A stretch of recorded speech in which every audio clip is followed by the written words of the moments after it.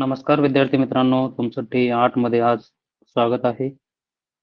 आपण सहाय्यक कृषी अधिकारी PYQ सिरीज बघत आहे. त्यामध्ये सर्व विद्यार्थ्यांचं पुन्हा एकदा स्वागत. तर आपण वेळ न जास्त घालवता मी सुरुवात करूया. पहिला क्वेश्चन आहे button mushroom growing medium consist of. बघा, जे बटन मशरूम आहे किंवा मशरूम जे आहे जनरली आपण जे वापरतो त्याच्यासाठी ग्रोविंग मीडियम काय वापरलं जातं? एकतर paddy straw only, sawdust plus FYM, पीट straw plus horse manure plus gypsum आणि कोकोपीट ओनली. तर याचा आन्सर आहे पीट straw plus horse manure plus gypsum. एक प्रॉपर कॉम्बिनेशन हे लागत असतं ग्रोविंग मीडियमचं. बघा काय काय आहे. पीट स्ट्रॉ आहे, हॉर्स मॅन्युअर आहे आणि जिप्सम आहे. माहिती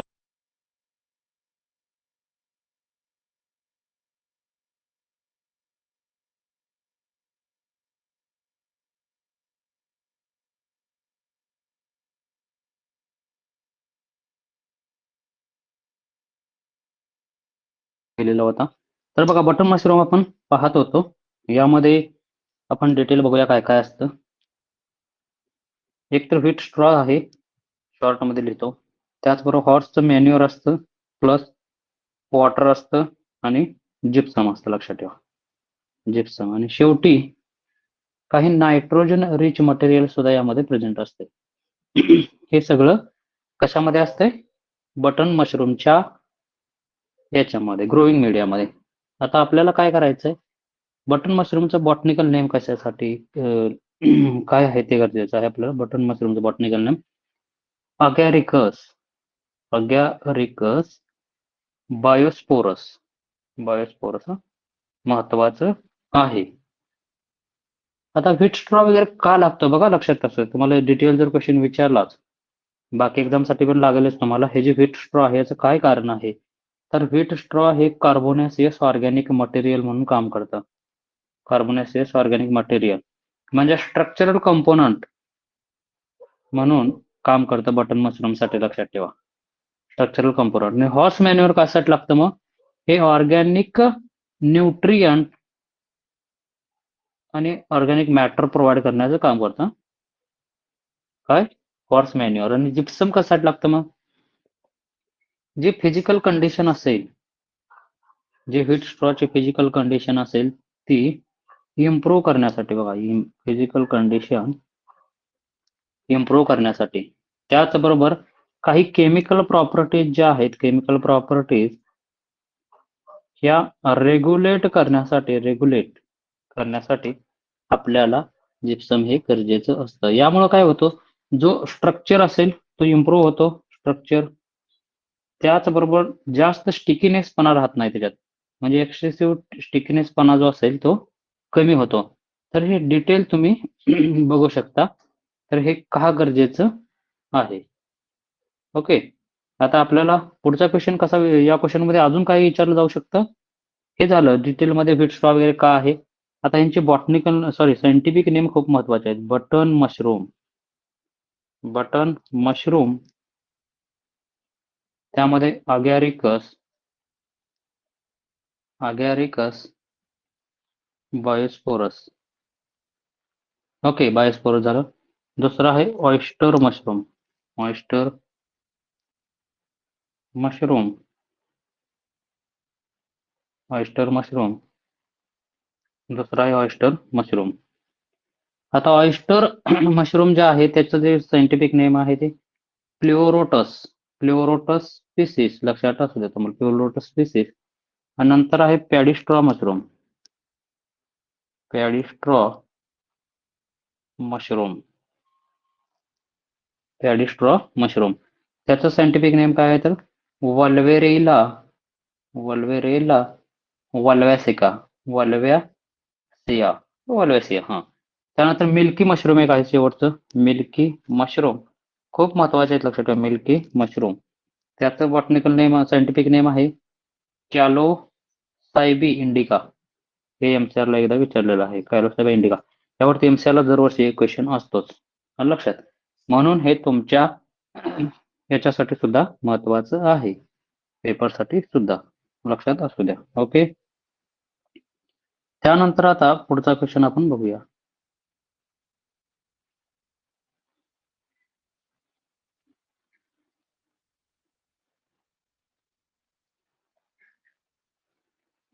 आता पुढचा क्वेश्चन काय सांगतोय बघा, most commonly related species of mulberry silkworm कोणती आहे असं विचारता येते.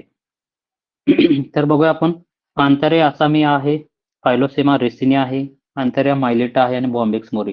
आणि मलबरी विचारलेले आहे म्हणून आन्सर आहे बॉम्बेक्स मोरी. माहिती असू दे, मलबरी विचारलेली आहे.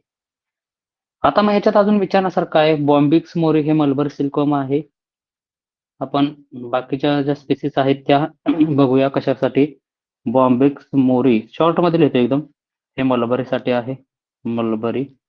मग आता जे आंथेरिया आसामिया आहे किंवा आसामिन्सिस आहे, इथं लिहित नाही, फक्त त्याला इथं बाण करून आणतो. आंथेरिया आसामिया आहे, हे मुगा सिल्क आहे. काय मुगा सिल्क, येलो कलरचं असतं मुगा सिल्क. त्यानंतर फायलोसेमा रिसिनी ही पण लिहित नाही, इथं बाण करून आणतो. हे इरी सिल्क आहे, लक्षात ठेवा, हे इरी सिल्क आहे. हे कशावरती असतं, आपले कॅस्टर लीव्ज वरती. आणि शेवटचं जे आहे अँथारिया मायलिटा, याला इथं बाण करून आणू. हे काय टसार आहे, लक्षात ठेवा, टसार सिल्क. हे पाठच पाहिजे तुम्हाला. अंतरिया आसामिया, बॉम्बेक्स मोरी हे आपलं मलबरी झालं. अंतरिया आसामिया मुगा सिल्कवर्म आहे. नंतर ना फायलोसेमा रिसिनी हे कॅस्टरच्या लीव्ज वरती इरी सिल्क आहे. आणि अंतरिया मायलिटा हे टसार सिल्क आहे. खूप महत्वाचं आहे, इव्हन तुमच्या EFO साठी सुद्धा विचारलं जातं, जे बऱ्यापैकी एक्झाम मध्ये याच्यावरती क्वेश्चन हे विचारले जातात. आता ह्याच्यामध्ये तुम्हाला एक लाईफ सायकल कशी असते हे एक माहित असू दे, याच्यावरती क्वेश्चन येऊ शकतो. आणि मलबरी जे लीव्ज आहे, त्या मलबरीचं नाव आहे मोरी, किंवा आपण त्याला मोरस स्पिसिस म्हणतो, मोरस स्पिसिस. आणि मलबरी कल्टिवेशनला मोरी कल्चर म्हणतात आणि सिल्कवर्म रेअरिंगला सेरिकल्चर. तर याचं बघा, पहिला एग असतं, त्यापासून लार्वा तयार होते, ज्याला आपण आळ्या म्हणतो बघा. ही कॅटरपिलर अशा पद्धतीने पाहायला भेटते तुम्हाला. ही अंडी असते, एग असतात, ही अंडी नाही, ककून आहे ते. त्यानंतर प्युपा असते, प्युपा. आणि शेवटी अडल्ट मॉथ. अडल्ट मॉथ आपल्याला गरजेचं काय हे महत्वाचं आहे, लक्षात ठेवा. पहिला अंडी, नंतर लार्वा, प्युपा, अडल्ट मॉथ. हे काय ककून आहे, ते ककून्स आहेत. ओके. तर आता आपल्याला पुढचा क्वेश्चन पाहूया.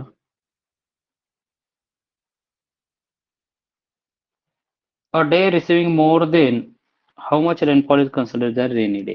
रेनी डे कोणाला म्हणतात बघा, ज्यामध्ये 2.5 mm, 10 mm आणि 25 mm, 50 mm. 2.5 mm पेक्षा जास्त रेनफॉल जर पर डे म्हणतोय मी, एका दिवशी जर होत असेल, तर त्याला आपण काय म्हणतो, रेनी डे असं म्हणतो. रेनी डे हे कशावरती असतं, रेनफॉल अनालिसिस, क्रॉप वेदर स्टडीजचा वगैरे अभ्यास करून वगैरे केलं जातं. Okay, rainy day. त्यानंतर बघा, तुम्हाला हे पण माहित पाहिजे की हे कशानं मोजतात, रेनगेज न मोजतात. रेनगेज हे 2 प्रकारचे असतात, एक सेल्फ रेकॉर्डिंग रेनगेज, बघा सेल्फ रेकॉर्डिंग रेनगेज, आणि दुसरा आहे ऑर्डिनरी रेनगेज. तर अजून एक असतं, 5 mm पेक्षा जास्त पर डे पाऊस होत असेल तर काय म्हणतात त्याला, तर ते झालं crop rainy day. Crop rainy day. Okay, तर एवढी माहिती सफिशियंट आहे. नंतर आहे, which characteristics is associated with black soil. Low clay content, self flowing, very low water holding capacity, highly acidic reaction. आपण बघितलं होतं, याला सेल्फ फ्लोविंग म्हणतात, कारण बघा उन्हाळ्यामध्ये भेगा जातात, म्हणून याला सेल्फ फ्लोविंग असं म्हणतात. त्यालाच आपण रेगुर सॉइल सुद्धा म्हणतो. एका सेकंड मध्ये कंप्लीट करू आपण. त्यालाच ब्लॅक कॉटन सॉइल म्हणतात. त्यामध्ये स्मेकटाईट मिनरल्स असतात. कोणकोणते मिनरल्स बघा, स्मेकटाईट, जे माउंट मोरनाईट वगैरे तुम्ही बघितले असतील, स्मेकटाईट मिनरल्स. त्याला self flowing plus self tilling पण म्हणतात. सेल्फ टिलिंग सॉइल सुद्धा म्हणतात. आणि डीप क्रॅक्स याला उन्हाळ्यामध्ये जात असतात. ओके. आणि आता हे लो क्ले कंटेंट नाही, तर इथं हाय क्ले कंटेंट पाहिजे बरं, ब्लॅक जर सॉइल पाहिजे असेल तर. इथं व्हेरी लो म्हटलं, इथं हाय वॉटर होल्डिंग कॅपॅसिटी असते ह्याची. ओके. आणि हे न्यूट्रल टू ऍसिडिक सॉइल असते, neutral to acidic soil, black soil neutral to acidic soil, माहिती असू द्या. परत बघा एकदा शॉर्ट मध्ये तुम्हाला सांगतो, हाय क्ले कंटेंट आहे, एच म्हणतो फक्त. हाय वॉटर होल्डिंग कॅपॅसिटी आहे, डीप क्रॅक जातात ड्राय केल्यावर, difficult to work when dry, त्यानंतर स्टिकी होते ज्या वेळेला वेट करतो आपण त्याला, नंतर सेल्फ प्लोविंग किंवा सेल्फ टिलिंग म्हणतो आपण याला, नंतर ह्याच्यामध्ये गुड बेसेस असतात, त्यानंतर काय राहिलं, हा हे न्यूट्रल टू अल्कलाइन असते लक्षात ठेवा, आणि कॉटन क्रॉपसाठी महत्वाचे आहे, एवढे सफिशियंट आहे याच्यामध्ये. त्यानंतर आता पुढचा क्वेश्चन काय म्हणतात, ड्राय पिरियड ऑफ काऊ विचारलेला आहे, 30, 45, 60 आणि 120. तर ड्राय पिरियड म्हणजे साधारणतः 2 महिने म्हणजे जवळपास 60 डेज हे ड्राय पिरियड असतो काऊचा. म्हणजे काय आहे ड्राय पिरियड कशाला म्हणायचं बघा, हे महत्वाचं आहे. ड्राय पिरियड भाकड काळ म्हणतात, भाकड काळ. आता हा काय असतो नक्की, द पिरियड बिटवीन, बघा पिरियड बिटवीन हा पिरियड आहे कोणामधला, period between end of one lactation, end of one lactation, समजा एक लॅक्टेशन आहे, एक लॅक्टेशन आहे आणि नेक्स्ट कालविंग किंवा लॅक्टेशन म्हणू आपण त्याला, कालविंग किंवा लॅक्टेशन सायकल म्हणू, लॅक्टेशन सायकल. यामध्ये काय असतं, in which cow is not milked, म्हणजे काऊ ह्या कालावधीमध्ये, बघा period between end of one lactation and next calving किंवा नेक्स्ट काय म्हणतो आपण लॅक्टेशन, त्यामध्ये काऊ दूध देत नाही, नॉट मिल्कड, त्याला आपण ड्राय पिरियड म्हणजे भाकड काळ असा म्हणतो. साधारणतः 60 डेजचा असतो. ओके, आता मग नक्की काय असतं बघा, ते भाकड काळ का गरजेचा असतो जरा माहिती असू द्या तुम्हाला. प्रॉपरली ड्राय पिरियड आपण कसा मॅनेज करू वगैरे शकतो. रेस्ट ऑफ मेमरी ग्लँड, जे मेमरी ग्लँड असतील त्यांना रेस्ट द्यायचं लक्षात ठेवा. मेमरी ग्लँडच्या मेमरी ग्लँडला रेस्ट भेटतो. नंतर रिस्टोर होते त्यांची बॉडी कंडिशन, रिस्टोर होते बॉडी कंडिशन, कारण वर्षभर जर दूध दिलं तर त्यांचा भाकड काळ महत्वाचा आहे. त्यानंतर प्रिपरेशन करतात ते नेक्स्ट लॅक्टेशनला, बघा ते प्रिपेअर होऊन जाते की बाबा नेक्स्ट लॅक्टेशनला ते काय तयार होत असते नेक्स्ट लॅक्टेशनला. नंतर ना जे फिटल असेल, फिटल डेव्हलपमेंटसाठी सपोर्ट करतात, ते फिटल डेव्हलपमेंट म्हणतो आपण. त्यानंतर प्रिपेरेशन होते नेक्स्ट कालविंगला, जे पुढचं कालविंग असेल त्याच्यासाठी सुद्धा ते प्रिपेअर होते त्या कालावधीमध्ये, त्याला आपण भाकड काळ असं म्हणतो. ओके, आता 2-3 गोष्टी तुम्हाला माहित पाहिजेत, एक लॅक्टेशन पिरियड आहे, ड्राय पिरियड, आणि दुसरा जेस्टेशन पिरियड. आपण बघूया आता. बघा आता ड्राय पिरियड काय परत सांगत आहे तुम्हाला, नॉन लॅक्टेटिंग किंवा रेस्टिंग पिरियड असतो अप टू नेक्स्ट कालविंग पर्यंत किंवा बिफोर नेक्स्ट कालविंग. आता लॅक्टेशन पिरियड हा पण एक महत्वाचा शब्द आहे. लॅक्टेशन पिरियड म्हणजे काय असतो, period during which cow produces milk, ज्या वेळेला काऊ जे दूध देते, बघा भाकड काळ तो झाला ड्राय पिरियड. काऊ प्रोड्युसेस मिल्क म्हणजे जो वेताचा काल आहे किंवा जे ज्या ठिकाणी आपल्याला काऊ दूध देत असते तो जो पिरियड आहे त्याला आपण लॅक्टेशन पिरियड असं म्हणतो. ओके, जेस्टेशन पिरियड जनरली त्यालाच म्हणतो आपण, साधारणतः 280 डेज हा जेस्टेशन पिरियड झाला. हा ओके, जेस्टेशन पिरियड म्हणजे काय, साधारणतः त्याला आपण काय म्हणतो, नेक्स्ट जनरेशन तयार व्हायला साधारणतः 280 दिवस लागतात, म्हणजे आपण त्याला हे म्हणू शकतो नेक्स्ट यंग वन येण्यासाठी. असेल इज ब्रीड ऑफ, जी असेल आहे, आता ही कशाची ब्रीड आहे आपल्याला सगळ्याला माहित आहे, कॅटल, बफेलो, शिप, पोल्ट्री. इकडे लक्ष देऊ नका, चित्र बघितलं गेल तुम्हाला. तरी असेल जो आहे हा पोल्ट्री ब्रीड आहे, लक्षात ठेवा. कशाची, पोल्ट्री ब्रीड. हा इंडियन चिकन आहे किंवा इंडियन ब्रीड आहे, टाईप ऑफ चिकन आहे. आता ह्याची काय कशासाठी असते, हे स्ट्रॉंग बॉडी, खूप पहिला मागणी आहे लक्षात, ह्याची स्ट्रॉंग बॉडी असते, त्यानंतर हार्डी नेचर आहे, गुड फायटिंग ॲबिलिटी आहे, आणि ते फायटिंग ॲबिलिटीसाठीच फेमस आहे. फायटिंग ॲबिलिटी आणि कोणत्याही कंडिशनला ते अडॅप्ट होतं, लक्षात ठेवा. गुड फायटिंग ॲबिलिटी खूप महत्वाचं आहे. आता कॅटलमध्ये तुम्ही बघू शकता 2-3 प्रकारचे आहेत, एक मिलचे पर्पज असते, मिलचे पर्पज, सेकंड वन ड्राफ्ट किंवा ड्राय पर्पज, आणि third one dual purpose. Okay, हा आता ह्या ठिकाणी तुम्ही बघू शकता मिलचे पर्पज कसं लक्षात ठेवायचं, आरटीजीएस बरोबर, रेड सिंधी, थारपारकर, गीर आणि साहिवाल. काय म्हणतो तुम्हाला मी, आरटीजीएस. मिलचे पर्पज जे कॅटल ब्रीड आहे त्याला आरटीजीएस म्हणतो आपण, रेड सिंधी, थारपारकर, गीर आणि साहिवाल. नंतर आहे आता काय हे ड्राफ्ट पर्पज आहे. नंतर आहे डिव्हल पर्पज. आता डिव्हल पर्पज लक्षात ठेवा. ड्राफ्ट पर्पज आपण खिलार वगैरे म्हणू शकतो. हे उरलेले सगळे हे ड्राफ्ट पर्पज मध्ये जातात. डिव्हल पर्पज खूप महत्वाचं आहे. आता डिव्हल पर्पजला डिडिको मेनी हारा म्हणायचं. डिडिको मेनी हारा अशा पद्धतीचा ट्रिक जर तुम्ही लक्षात ठेवल्या तर तुम्हाला 100% आठवेल. देवणी डांगी, हे बघा आता इथे शॉर्ट मध्ये लिहितो. देवणी डांगी ऑइली स्किन आपल्याला माहित आहे. डांगी, कांक्रेज, ओंगोल आहे. ओंगोल, मेवारी,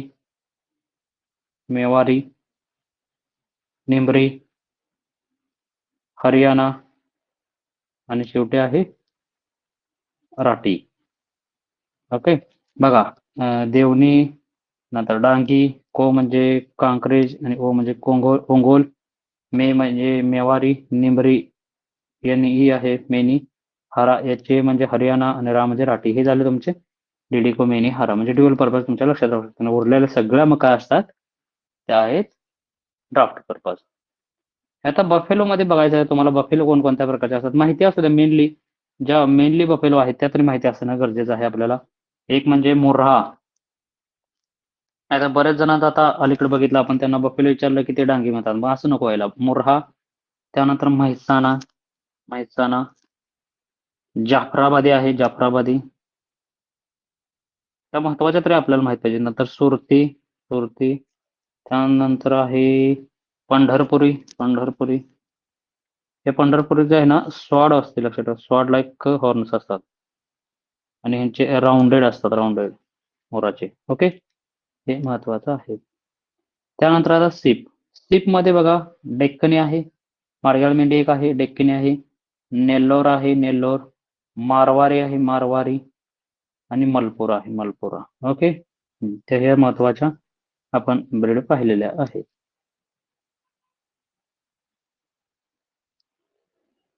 आता पोल्ट्रीमध्ये अजून एक 2-3 महत्वाचे आहेत जे की अंडे वगैरे आहेत त्याच्यासाठी विचारले जातात.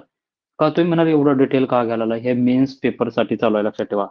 हे तुमच्या सहाय्यक कृषी अधिकाऱ्याच्या मेन्ससाठी चालू आहे. कारण 150 क्वेश्चन म्हटल्यानंतर थोडा डेपनेस वाढणार.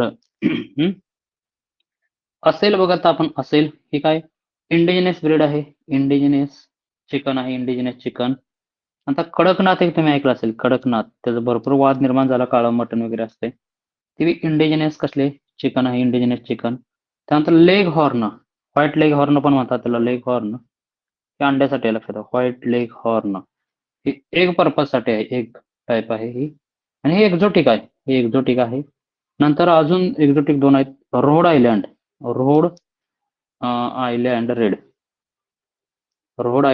रेड आणि प्लायमाउथ रॉक एक आहे बघा. प्लायमाउथ रॉक या महत्वाच्या आहेत. Plymouth rock.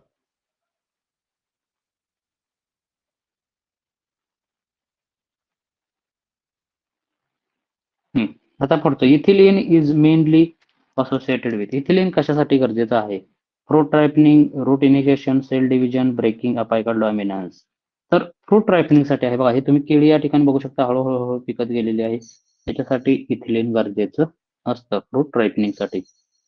इथिलीनचा फॉर्म्युला काय माहित असेल तर तुम्हाला C2H4 आहे. C2H4. आता इथिलीनचं रोल काय काय बघा, हे महत्वाचं आहे. एक तुम्हाला माहित आहे फ्रूट रायपनिंग, पण हे जर फ्रूट रायपनिंग जर ऑप्शन मध्ये दिलंच नाही तर तुम्ही म्हणणार की आन्सर चुकतंय का, चुकलं मग आमचं. सेकंड वन आहे सेनेसन्स. फ्रूट रायपनिंग झालं सेनेसन्स. नंतर आहे अब्सिशन. नंतर आहे रेस्पॉन्स टू मेकॅनिकल स्ट्रेस.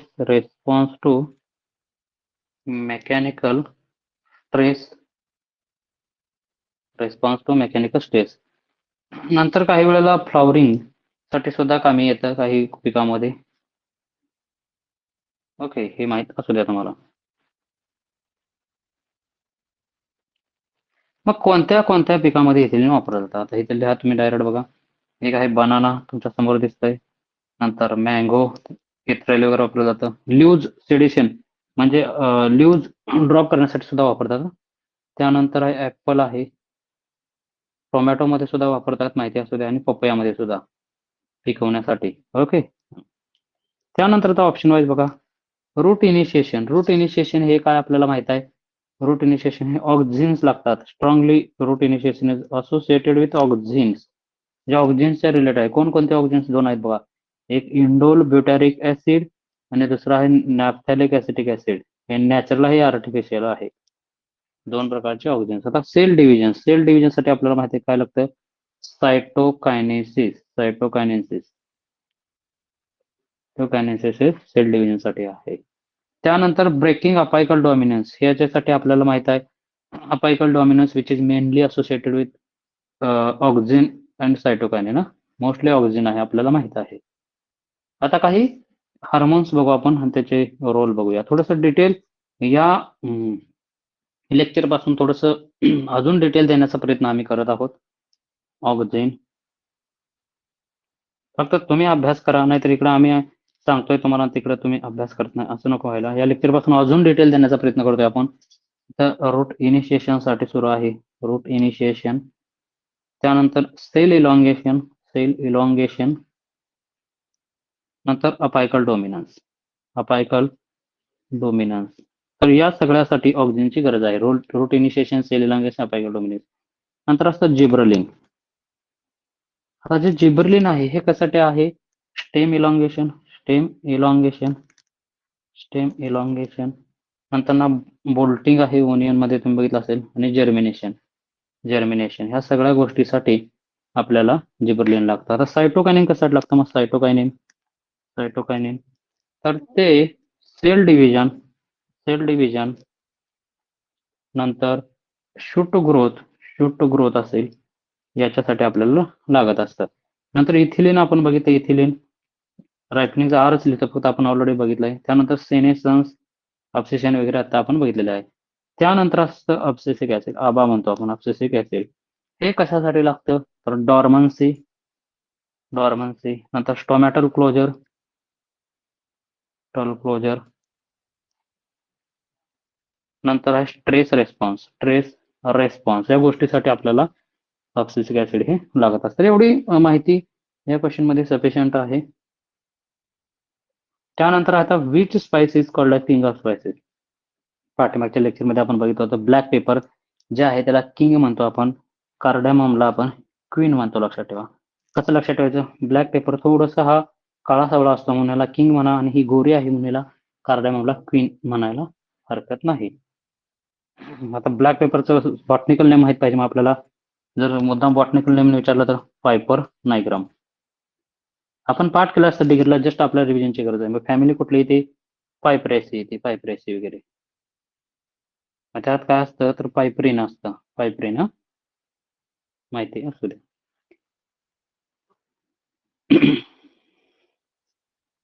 आता कार्डामॉम आपण बघितलं त्याला आपण क्वीन ऑफ स्पायसेस आत्ताच म्हटलं. Queen of spices. Black paper king of. त्यामध्ये पायप्रिन असतं. स्पाइस क्रॉप आहे. त्यानंतर टर्मरिक, कुर्कुमा लोंगा. यामध्ये कुर्कुमिन असतं. कुर्कुमा लोंगा. आणि नंतर कोरिएंडर म्हणजे काय आहे. लिफी व्हेजिटेबल्स जे आपण कोथिंबीर म्हणतो बघा, ते आहे. एक सीड किंवा स्पाइस क्रॉप म्हणून सुद्धा वापरलं जातं. आता खालीलपैकी तुम्हाला थोडंसं हे पण विचारलं जाऊ शकतं. खालीलपैकी कोणाला गोल्डन स्पाइस म्हणतात. गोल्डन स्पाइस खालीलपैकी कोण आहे. गोल्डन स्पाइस तर ते टर्मरिक आहे. टर्मरिक आहे. आता महत्वाचा पार्ट पुढचा आहे. CSIR-CIMAP हे लोकेटेड कोणत्या ठिकाणी आहे. आता काय आहे CSIR किंवा हे काय सेंट्रल रिसर्च इन्स्टिट्यूट आहे. सेंट्रल इन्स्टिट्यूट आहे. ही कुठली आहे तर बघायचे आपल्याला. CIMPA म्हणजे काय पहिला माहित पाहिजे. Central institute of, me short मध्येच लिहितो, institute of medicinal and aromatic plants. Aromatic plants हे कोणत्या ठिकाणी आहे तर कानपूर, पुणे, लखनौ, नागपूर. हे लखनौला आहे. लक्षात ठेवा. Medicinal plants, aromatic plants, essential oil वगैरे त्या ठिकाणी स्टडी केला जातो. आता ही लखनौ कुठे येतं. UP मध्ये येतं. UP मध्ये येतं. आता 2-3 गोष्टी बघायच्यात आपल्याला. आता ICAR कुठे आहे सगळ्यांना माहित आहे. दिल्लीला आहे. न्यू दिल्ली म्हटलं तर चालेल. ND म्हणतो फक्त मी. त्यानंतर क्रीडा, central research institute for dryland agriculture. क्रीडा आशियार क्रीडा म्हणतात त्याला, ती हैदराबादला आहे, हैदराबादला. नंतर इंडियन इन्स्टिट्यूट ऑफ किंवा IIPR म्हणतो आपण, हे कानपूरला आहे बघा, Kanpur. IIHR, Indian Institute of Horticulture Research, बंगलोरला आहे, बंगलोर. नंतर ना NBPGR, National Plant Genetic Resources, हे न्यू दिल्लीला आहे, ND. ओके, तर हे महत्वाचे आहे. आपण बघू शकतो. त्यानंतर आता सीड रेट ऑफ सोर्गम किती आहे असतो किंवा काय आहे असं म्हटलं तरी चालतंय. तो जनरली 2 ते 3, 5 ते 6, 20 ते 25, 10 ते 12. तर 10 ते 12 आहे, लक्षात ठेवा. हे 2 ते 3 हा कोणाचा आहे, तो बाजराचा आहे, बाजराचा सीड रेट. ते व्हरायटी क्रॉप वरती डिपेंड आहे, वर जर्मिनेशन वगैरे.